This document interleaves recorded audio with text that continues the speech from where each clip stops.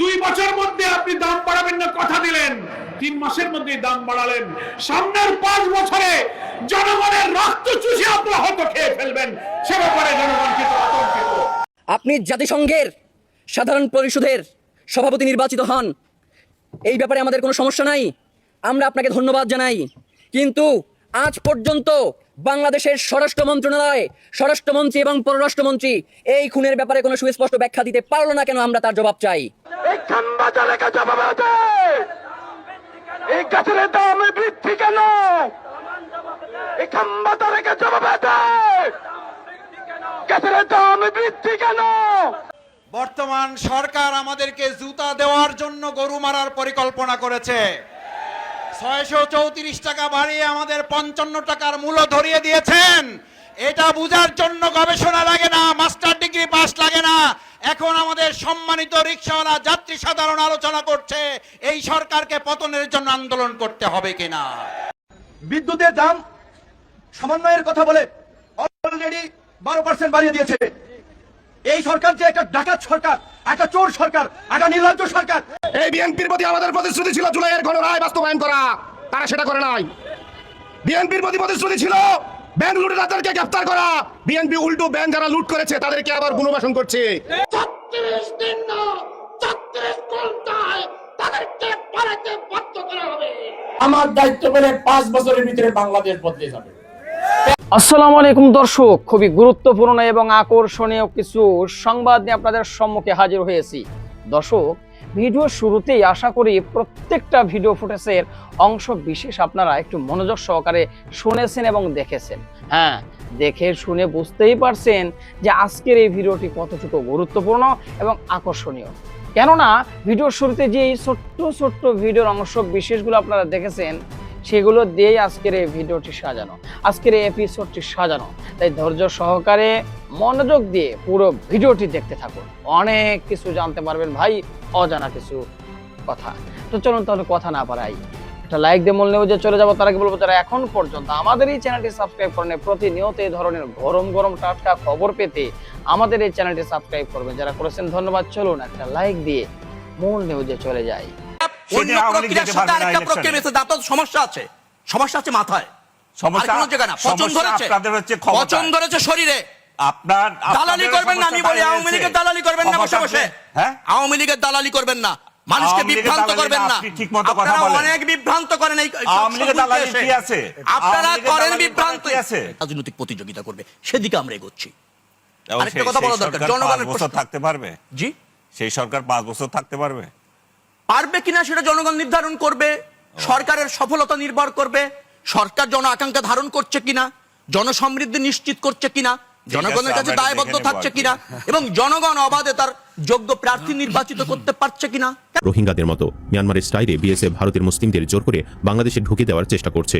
তবে এক ভুল আর বারবার করতে যায় না বাংলাদেশ। অন্তত 11টি স্থানে জোরপূর্বক ভারতীয়দের বাংলাদেশে পুশিনের প্রচেষ্টা রুখে দিয়েছে বিজিবি। তারেক রহমানের কড়া নির্দেশনা, বন্দুকের শেষগুলি অবশিষ্ট থাকার আগ পর্যন্ত যেন কোনো ভারতীয় বাংলাদেশে প্রবেশ করতে না পারে। বিজিবিও বন্দুক তাক করে রেখেছে, বাড়াবাড়ি করলেই বিএসএফ এর বুক ঝাঁঝরা করে দেওয়া হবে। সব মিলে এই মুহূর্তে কি চলছে সীমান্তে? বাংলাদেশ কি পারবে শেষ পর্যন্ত ভারতীয় আগ্রাসনকে ধুলোয় মিশিয়ে দিতে? ইসলামী ব্যাংক নিয়ে জামাত ইসলামী পলিটিক্যালি কি করবে এটা নিয়ে নানান জল্পনা কল্পনা ছিল। হ্যাঁ, সেই জল্পনা কল্পনার অবসান ঘটেছে এবং সরকারের এক বিরাট চালাকি জামাত ধ্বংস করে দিচ্ছে এবং ইসলামী ব্যাংকের উপর ধীরে ধীরে জামাতের শক্তিশালী নিয়ন্ত্রণ প্রতিষ্ঠিত হবে। জামাত এবার জল্পনা কল্পনার অবসান ঘটিয়ে মাঠে নামছে। দর্শক, এখানে সরকারের একটা পলিসি যে ইসলামী ব্যাংক নিয়ে যে আন্দোলন করছে গ্রাহক ফোরামের নামে, তারা কারা? সরকার বলছে যে এটা রাজনৈতিক, এটা রাজনীতি। এর মানে রাজনীতি ট্যাগ দিয়ে এই আন্দোলনকে অগ্রাহ্য করার, আন্দোলনের দাবি অগ্রাহ্য করার চেষ্টা সরকার করেছে। এখন জামাত নিজেই বলছে হ্যাঁ এটা তো রাজনীতি, আমরাই তো ভাই। আগে ট্যাগ দিত, দেখেন এই ট্যাগ কখন মূল্যহীন হয়ে যায়, যখন আপনি নিজেই এই ট্যাগটা অস্বীকার করেন। যেমন হাসিনার সময় যখন আপনাকে বলতো যে তুই রাজাকার, তখন আপনি বলতেন না না আমি রাজাকার না। যেমন আমির হামজারা বলতেন যে আমার 14 গোষ্ঠী মুক্তিযোদ্ধা বা আওয়ামী লীগ বা ইত্যাদি ইত্যাদি, রাজাকার না। কিন্তু যখন আপনি বলেন যে আমি রাজাকার, হ্যাঁ আমি রাজাকার, তাদের তোর কোন চারের বাল, তখন ওই ট্যাগের আর কোনো দাম থাকে না। ইসলামী ব্যাংক নিয়ে পরিস্থিতি এখন সেদিকে যাচ্ছে। সরকার, বাংলাদেশ ব্যাংক এরা বলার চেষ্টা করছে যে এটা রাজনৈতিক আন্দোলন, এটা জামাত শিবির আন্দোলন, এটা সাধারণ গ্রাহকদের আন্দোলন নয়। জামাত শিবির বলছে হ্যাঁ আমার আন্দোলন, তুমি কি করবা? আমি তো মালিক, আমি তো গ্রাহক। আমির জামাত বলছেন যে আমি নিজেই তো রাজপথে নামবো। জামাতের এমপিরা বলছে আমরা নিজেরাই তো রাজপথে নামবো। এবং জামাত ইসলামী একটা বিক্ষোভ মিছিল করেছে দেশব্যাপী বিদ্যুতের মূল্য বৃদ্ধির প্রতিবাদে। সেখানে বিদ্যুতের মূল্য বৃদ্ধির প্রতিবাদ তো করেছি, একই সাথে ইসলামী ব্যাংক যে এসালামের হাতে তুলে দেওয়া হচ্ছে এর বিরুদ্ধে কঠিন প্রতিবাদ জানিয়েছে। এবং সেই সমাবেশের স্লোগানে, বিক্ষোভ সমাবেশের স্লোগানে এটা একটা গুরুত্বপূর্ণ পয়েন্ট ছিল যে ইসলামী ব্যাংক এসালামের হাতে তুলে দেওয়া যাবে না, ইসলামী ব্যাংক জামাতের হাতে থাকবে, এটা আমার ব্যাংক। তো জামাত এটাকে তাদের ব্যাংক বলছে, আমিরে জামাত তাদের ব্যাংক বলছে, শেয়ার থাকার দরকার নাই, গ্রাহক হলেই তাদের ব্যাংক। আর এটা তো ওপেন সিক্রেট, জামাতের লোকজন এখন স্পষ্ট বলছে যে এই ব্যাংক জামাত ইসলামের প্রতিষ্ঠিত ব্যাংক, তাদের হাত ধরে এই ব্যাংক বিশ্ব সেরা হয়েছে। জামাত ইসলামের উপর জনগণের আস্থার ফলেই এই ব্যাংক এত বড় ব্যাংক হয়েছে, অতএব এই ব্যাংক তাদের হাতে থাকতে হবে। এখন বিষয়টা ওই হাসিনার মতো যে রাজাকার গালি দিয়ে উল্টো বিপদে পড়া, কারণ তরুণ প্রজন্ম বলছে যে হ্যাঁ আমি রাজাকার। এখন গ্রাহক ফোরামের আন্দোলনকে বলছে যে এটা জামাত শিবির আন্দোলন, জামাত শিবির বলছে হ্যাঁ এটা তো আমারই আন্দোলন, আমি তো আন্দোলন করছি, আমি তো আন্দোলন করবো, সামনে আমি একদম বড় নেতা রাজপথে নাম। তবে এখানে বিভিন্ন হিসাব আছে, যেমন প্রথমে এই গ্রাহক ফোরামের যে আন্দোলন, এটা জামাত খুব কনফিডেন্ট যে বিএনপি আসলে এখানে চালাকি করতে পারবে না, কারণ তারা জানে যে ইসলামী ব্যাংক নিয়ে যে পথে তারা হাঁটছে, জামাতও কনফিডেন্ট যে এতে জামাতেরই বিজয় হবে। এভাবে কোনো আর্থিক প্রতিষ্ঠান চলতে পারে না চোর পুলিশ খেলার মাধ্যমে। পুলিশ প্রহরায় কতদিন চেয়ারম্যানকে অফিসে ঢুকাবে? পারবে না, চেয়ারম্যান মার খাবে, সোজা মার খাবে। এভাবে একটা আর্থিক প্রতিষ্ঠান চলতে পারে না। আর আস্থা অলরেডি আতঙ্ক ছড়িয়ে পড়েছে, অনেক হাজার হাজার গ্রাহক তাদের পুরো আমানত সরিয়ে নিচ্ছে। এভাবে কি ব্যাংক চলে? না, পুরো ব্যাংক খাত ধ্বংস হয়ে যাবে। তাহলে বিএনপি যেটা করছে এটা কি? এটা দুইটা দিক। একটা হচ্ছে যে বিএনপি সরকার শেষ পর্যন্ত ইসলামী ব্যাংক জামাতের হাতেই দিবে, কিন্তু জামাতের সাথে একটু নেগোসিয়েশন করবে যে ঠিক আছে ইসলামী ব্যাংকটা তোমাদের হাতে দিয়ে দিলাম, তোমরা এইটা দাও, অথবা আমাদের বিরুদ্ধে একটু কম কথা বলো, যে কোনো একটা কিছুর বিনিময়ে জামাতকে দিয়ে দিবে। তো ওই বিনিময়টা অর্জনের জন্য এখন একটু চালাকি করছে, কিন্তু ব্যাংক এটা জামাতের হাতে নেওয়ার কোনো সুযোগ নেই। আমরা আগে থেকে বলেছি এটা হাসিনা নয়, এটা আওয়ামী লীগ নেই, কিন্তু একটু নেগোসিয়েশন করবে, শেষে কিছু একটা বিএনপিও নিয়ে নেবে, সরকারের বিরোধিতা যাতে একটু কম করে, এগুলো কিছু একটা। এই হলো এক কথা। দ্বিতীয় হচ্ছে বিএনপির সালাউদ্দিন আহমেদ থেকে শুরু করে একটা বিরাট অংশ তারা এসালামের কাছ থেকে অসংখ্য কোটি টাকা খেয়েছেন। বিএনপি নির্বাচনী ফান্ড থেকে শুরু করে নানান পারপাজে এসালামের কাছে বিএনপির অনেক নেতা ধরা। এখন স্বাভাবিকভাবেই এসালাম চাপ দিচ্ছে, যেমন যুক্তরাষ্ট্র এখন চাপ দিচ্ছে যে নির্বাচনের আগে যে চুক্তি করেছো, যে চুক্তির বিনিময়ে আমরা তোমাদের ক্ষমতা এনে দিয়েছি, মার্কিন ডিপ স্টেট তোমাদের হেল্প করেছে, সেই চুক্তি মানো না কেন, সেই চুক্তি বাস্তবায়ন করো। যুক্তরাষ্ট্র কিন্তু চাপ দিচ্ছে, মাঝে মাঝে টাকাটা দিচ্ছে। এখন এরকম যুক্তরাষ্ট্র টাকাটা দিচ্ছে, এসালামও টাকাটা দিচ্ছে যে আওয়ামী লীগ পালিয়ে যাওয়ার পর তোমাদেরকে টাকা পয়সা দিয়ে পারলাম, গাড়ি থেকে শুরু করে নির্বাচনী ব্যয় সবকিছু দিলাম, কারণ এসালামের তো টাকার অভাব নাই। এমনকি এসালাম নাকি তারেক রহমানের সাথেও দেখা করেছে লন্ডনে। তো এখন এত কিছু হয়েছে, তাহলে আমারটা দাও, ওই ব্যাংক দাও। এখন এসালামের প্রতি কমিটমেন্টের অংশ হিসেবে ব্যাংক দেওয়ার চেষ্টা তো করা দরকার, যে হ্যাঁ তোমার টাকা পয়সা খেয়েছি, এই নাও ব্যাংক। সেই চেষ্টার অংশ হিসেবে বাংলাদেশ ব্যাংকের গভর্নর এসালামের লোক এবং ইসলামী ব্যাংকের চেয়ারম্যান এসালামের লোক। কিন্তু দিন শেষে আন্দোলনের পর তখন এসালামকে বলতে পারবে দেখেন ভাই আমরা তো চেষ্টা করেছি, কিন্তু যে আন্দোলন পারিনি, কি করার, আন্দোলনে তো হাসিনাও টিকতে পারেনি। আপনারা তো ব্যাংক হাসিনার মাধ্যমে দখল করিয়েছে, কিন্তু সে ব্যাংক তো রাখতে পারে নাই, আন্দোলনের ফলে সেটা হাতছাড়া হয়ে গিয়েছে। এখন আমরাও আন্দোলনের ফলে রাখতে পারছি না, কি আর করার, থাক ভাই ভুলে যান, ওটা দিয়ে দেন। দিন শেষে ঘটনা ঘটবে এটা। আর এরকম ঘটনা যাতে ঘটে, এতে জামাতদের যা করা দরকার জামাত সেটা করবে। জামাত পরিস্থিতির 12টা বাজিয়ে দিবে ইসলামী ব্যাংক জামাতের হাতে না দিলে। সেই কল্পনার অবসান হয়েছে। জামাত এটা পুরোপুরি একদম ওপেনলি রাজনৈতিক ভাবে দেখছে, সংসদে এটা নিয়ে কথা বলবে এবং সরাসরি যে না এটা আমরা আন্দোলন করি। জামাতের ব্যানারের প্রোগ্রাম থেকে ইসলামী ব্যাংক দখলের বিরুদ্ধে ইসলামী ব্যাংক রক্ষায় স্লোগান দেওয়া হয়েছে, এবং জামাতের সেই বিক্ষোভ কর্মসূচি থেকে যারা বক্তব্য দিয়েছেন প্রায় অধিকাংশ বক্তা দেখলাম যে ইসলামী ব্যাংক নিয়ে কথা বলেছে, এবং জামাত এটা অফিসিয়াল স্টেটমেন্ট। এবং আমিরা জামাত অতীতে এরকম খোলামেলা আন্দোলনে নামার কথা আগে কখনো বলেনি। এখন এই আন্দোলনকে কি বলে আপনি ধামাচাপা দিবেন? বলবেন যে এটা গ্রাহকদের আন্দোলন না জামাত শিবির আন্দোলন। আরে ভাই জামাত শিবিরই তো বলছেন এটা জামাত শিবির আন্দোলন, আপনি কি চাইবেন বলেন? তো বাংলাদেশ ব্যাংকের যে সর্বশেষ একটা চালাকি ছিল, একটা অস্ত্র ছিল, ওটা নাই হয়ে যাচ্ছে।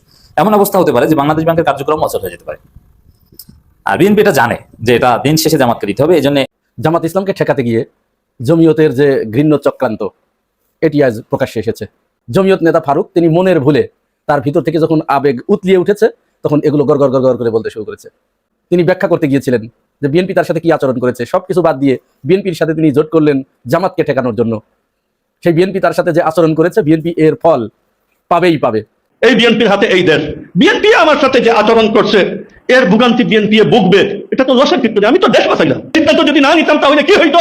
আওয়ামী লীগ চলে গেছে, আর বিএনপি এতদিন কোণঠাসা অবস্থায় ছিল, যার কারণে এরা এই চান্সে, আর এদের মধ্যে এদের ছাত্র সংগঠনের লোক আপনার ছিল, যার কারণে এই চান্সে তারা এই সিদ্ধান্ত নিচ্ছে তারা হুকুমত করবে বিপুল আসনে পাশ করে। এক জমিয়ত, যে জমিয়তের কারণে কোমর ভাঙ্গি পড়ছে, এরকম তিনি একটা দাবি করেছেন। এখন জমিয়তের এই নেতা ফারুক তার কথায় বিএনপি ফল পাবে, আল্লাহ কি তার কথায় ফল দিয়ে দেবে?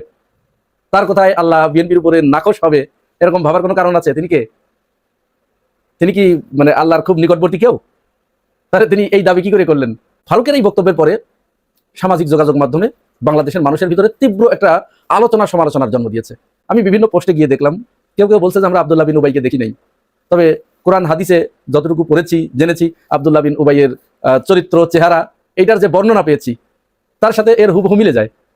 তো এরকম একজন ব্যক্তির বদদুয়ায় আল্লাহ বিএনপির উপরে নাখোশ হবেন এবং বিএনপি তার ফল ভোগ করবেন, এমনটি হতে পারে? তিনি জামাতকে ঠেকানোর জন্য মূলত বিএনপির সাথে গিয়েছেন, একেবারে তিনি পরিষ্কার করে বলেছেন। এদের আবার অন্য কোনো দিক দিয়ে সমস্যা নেই, সমস্যা ওদের একটাই, আকীদা। কিছু মানুষ আছে দেখবেন তারা মুখ ঢেকতে গিয়ে বাকি সব খুলে ফেলে, ওইদিকে তাদের কোনো ভ্রুক্ষেপ থাকে না। তাহলে জামাতের প্রতি তাদের এই যে বিদ্বেষ, আসলে জামাত কি তাদের প্রতি এই বিদ্বেষ পোষণ করে? তারা পরিষ্কার করে বলছে যে জমিয়ত যদি বিএনপির সাথে না যেত তাহলে জামাত আরো আসন পেত। জামাত আসন পেলে তো তাদের আসলে ব্যবসা মন্দা যেত। বিশেষ করে চরমোনাই আছে যারা, চরমোনাইয়ের কথা আমি আগেই বলেছি, তাদের তো আসলে মুরিদ ব্যবসা। এই মুরিদ ব্যবসা, এখানে সব শ্রেণী পেশার মানুষ তাদের মুরিদ হয়, শুধু জামাতের নেতাকর্মীরা বাদে। তো চরমোনাই এই জিনিসটা চিন্তা করে নেই, তাদের ভেবেছে যে আমি তো জামাতের পক্ষে গিয়ে লাভ নেই, কারণ ওরা আমার মুরিদ হবে না, বরং আমি যদি ওদের সাথে যাই তাহলে আমার বাকি যে মুরিদ আছে, যে ব্যবসাটা আমি করে খাচ্ছি, এই ব্যবসায় চরম ধস নামবে। এই চিন্তা করেই কিন্তু তারা জামাতের সাথে জোট করে নেই। জমিয়ত ঠিক একই অবস্থা। তারা শেখ হাসিনাকে কওমি জননী উপাধি দিয়েছিল, অথচ শেখ হাসিনার আশেপাশে যারা, তারা এই কওমি মাদ্রাসাটাকে বাংলাদেশ থেকে তুলে দেওয়ার জন্য সদা তৎপর। শেখ হাসিনার নিজের হাতে গড়া যে শাহবাগ, এই শাহবাগীরা তো কওমিদেরকে দুই চোখ দিয়ে দেখতে পারে না। তারা সেখানে গিয়েছে শেখ হাসিনাকে কওমি জননী উপাধি দিয়েছিল, কওমি মাদ্রাসা রক্ষা করার জন্য। তারা এখন আবার বিএনপির কাছে গেছে। আওয়ামী লীগের চেয়ে বিএনপিতে বামপন্থী বেশি, ইসলাম বিদ্বেষী বেশি। তারা কওমি মাদ্রাসাগুলোতে বলাৎকার হয়, এ হয়, সে হয়, এটা নিয়ে প্রতিদিন তারা ফেনা তুলে ফেলে মুখে।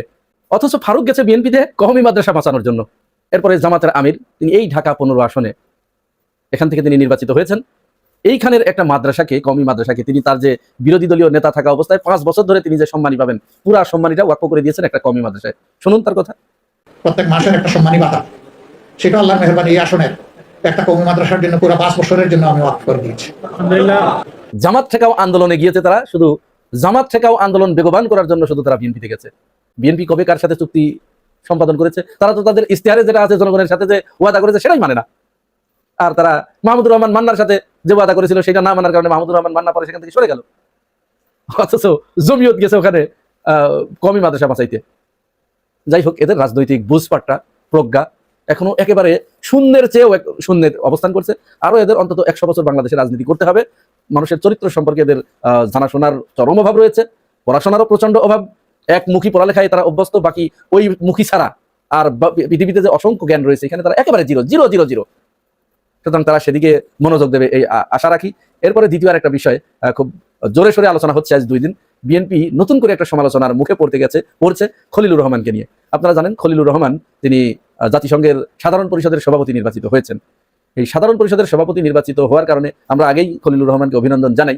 এরকম একটি পদ বাংলাদেশের মানুষ, বাংলাদেশের একজন মন্ত্রী বাংলাদেশ থেকে হয়েছে, আমরা অভিনন্দন জানাই। বিএনপিও এখন এইটা নিয়ে প্রচন্ড উচ্ছ্বসিত। খলিলুর রহমানের প্রশংসায় তারা ভাসছে, প্রশংসা করারই কথা। কিন্তু রাজনৈতিক ভুল যদি একবার হয়ে যায়, এটা সারা জীবনেও আপনি শুধরাতে পারবেন না। আপনি এখন খলিলুর রহমানকে যে প্রশংসা করছেন, তাহলে এই প্রজ্ঞাটুকু কি আপনার আজ থেকে 4 মাস আগে ছিল না?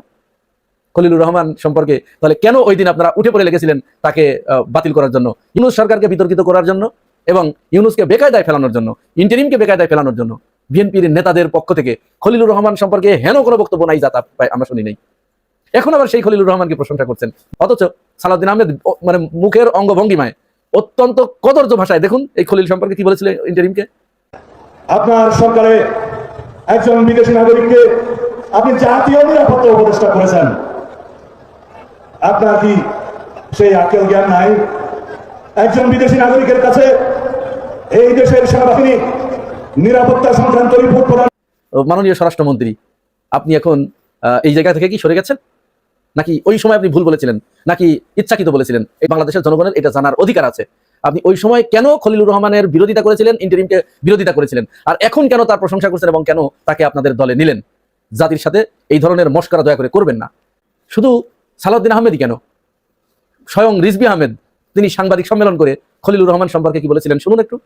খলিলুর রহমানের মতো একজন বিতর্কিত এবং করিডোর, চ্যানেল, বন্দর বিদেশিদের হাতে তুলে দেওয়ার ষড়যন্ত্রে কুশীলব বলে পরিচিত কি করে জাতীয় নিরাপত্তা উপদেষ্টা হিসাবে নিয়োগ পান, এই প্রশ্নটি কিন্তু এখন খুব বড় হয়ে দেখা। তার মানে এরা প্রত্যেকেই ইশরাক হোসেনের কথা আমরা শুনেছি। বিএনপির একেবারে টপ টু বটম প্রত্যেকেই আসিফ মাহমুদ সজীব ভুঁইয়া এবং এই খলিলুর রহমান দুজনকে তো পদত্যাগ না করে তারা ঘরে ফিরবে না এরকম একটা ঘোষণা দিয়েছিল। তো খলিলুর রহমানের সাথে তাদের হঠাৎ করে কি চুক্তি হলো যে এখন এত ভালো হয়ে গেল? এইগুলো বাংলাদেশের মানুষের কাছে দয়া করে আপনারা প্রকাশ করবেন, জানাবেন। তৃতীয় আরেকটি বিষয় সর্বশেষ এটি বলে শেষ করি। জামাতের আরেকজন এমপি যিনি পটুয়াখালীর বাউফল থেকে নির্বাচিত হয়েছেন, পটুয়াখালী 2, ডক্টর শফিকুল ইসলাম মাসুদ, তিনি একটি কাজ করে প্রশংসায় ভাসছেন। এই বাউফলের একই মায়ের 3 জন সন্তান, 3 জনই প্রতিবন্ধী, তারা বয়স্ক, 3 জনই প্রতিবন্ধী, এবং তারা দারিদ্র্যের ভারী এতটা নুয়ে পড়েছে তাদের থাকার মতো কোনো ঘর নেই। এক হিন্দু ভাই তার ফেসবুক পোস্টে এই বিষয়টা তুলে ধরেছিলেন, সেখানে কেউ রেসপন্স করে নাই। মুসলমানরাই কিন্তু তাদেরকে এই শেয়ার করেছে, শেয়ার করে এগুলো ছড়িয়ে দিয়েছে। তো হিন্দুদের তিনি ওখানে বলেছেন, ওই হিন্দু ভাইটা বলেছেন যে এই যে তোমরা স্লোগান দাও হিন্দু হিন্দু ভাই ভাই, তোমাদের এই স্লোগান কোথায় গেল? একটা হিন্দু বইটা শেয়ার করে নেই, কেউ তার পাশে গিয়ে দাঁড়ায় নেই। পাশে গিয়ে কে দাঁড়াইছে? এই খবর শোনার সাথে সাথে যখনই প্রকাশ হয়েছে জামাতের শফিকুল ইসলাম মাসুদ তিনি তার 1 মাসের যে সম্মানী অর্থাৎ এমপি হিসেবে তিনি যে সম্মানীটা পান সেই সম্মানী তাদেরকে এই 3 জনের ওই যে না খেয়ে আছে এই খবর প্রচার হয়েছে আগে তাদেরকে এটা দিয়ে দিয়েছেন। আজকেই আমার সংসদ সদস্য হিসাবে যে মাসিক 1 মাসের সম্মানী এটি তাদের হাতে তুলে দেওয়া হবে। একই সাথে তাদের বসত ঘরটি এর মাধ্যমে কিভাবে নির্মাণ করে দেওয়া যায় আরেকটু ভালো করে এবং নিয়মিত তাদের খাবার দাবারের যে ব্যবস্থাপনা সে ব্যাপারে আমরা উদ্যোগ গ্রহণ করেছি। মহান আল্লাহ সুবহানাহু ওয়া তাআলা যে কদিন তাদেরকে বাঁচিয়ে রাখবেন আমরা আমাদের জায়গা থেকে তাদের জন্য সবটুকু আমরা করবো ইনশাআল্লাহ। তারপরে তার চিকিৎসার সমস্ত দায়িত্ব নিয়েছেন এবং এই 3 জনের আলাদা আলাদা ঘর করে দেওয়ার জন্য, থাকার জন্য যা যা করা দরকার, যে কয়টা ঘর দরকার সেটা করে দেওয়ার ঘোষণা দিয়েছেন। তো এইটার পরে স্বাভাবিকভাবেই ওই ভাই হিন্দু ভাইটি তিনি আরেকটি পোস্ট দিয়েছেন। দর্শক আশা করি পুরো ভিডিওটি দেখেছেন, এবার অবশ্যই আপনাদের মূল্যবান মতামত জানাবেন, পারলে ভিডিওটি শেয়ার করে সবাই দেখার সুযোগ করে দিবেন, আর আমাদের এই চ্যানেলে নতুন হলে সাবস্ক্রাইব করবেন। যারা করেছেন ধন্যবাদ জানাই। আজকের মতো এখানে বিদায় নিচ্ছি, দেখা হচ্ছে নতুন কোনো ভিডিওতে। সে পর্যন্ত সবাই ভালো থাকবেন, আল্লাহ হাফেজ।